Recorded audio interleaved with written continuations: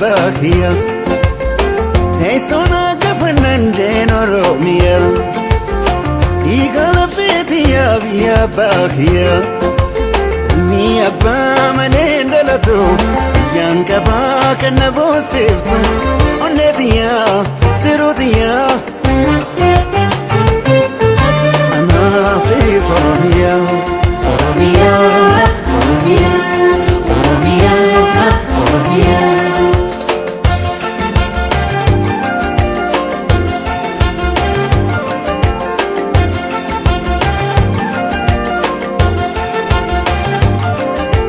Hadahayu ugetamera ya jalatatu biya gototo epifamtu biya biyarra ya oromiyaa fakki jannata anankanke anilmike dufanjira ammasitu salamata anankanke tokichike dufanjira ammasitu salamata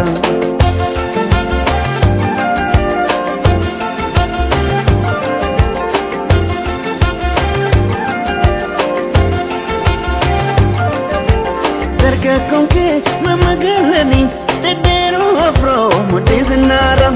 shamaranke babaredina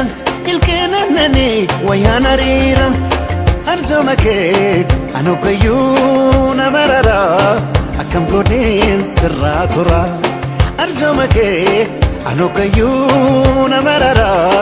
akam godin sirratura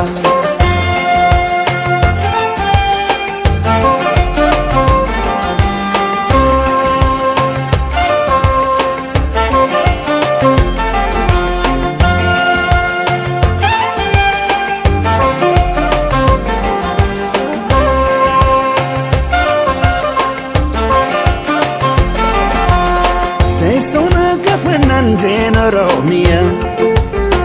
Igala fetiya via bakia Teisona kafanan jen oromiyaa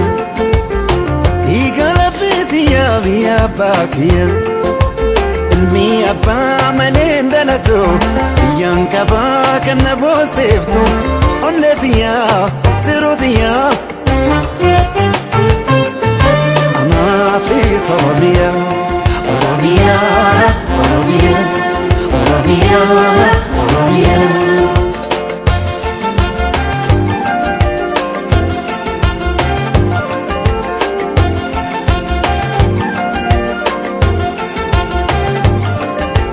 Yakub siftu ala gafira Hunde kushati kanobiyana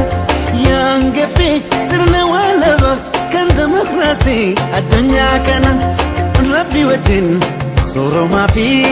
enyumake nu ilmanke sitefana Rabbi wajin soroma fi enyumake nu ilmanke sitefana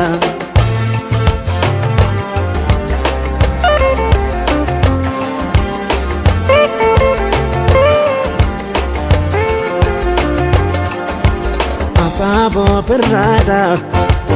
Urka kelensasa Mukengara kenya Ejersaf berberta Himetu amfetu Ayina binensa Malayal menama Malayal marumo Binensa garaletu Najiraya hanisa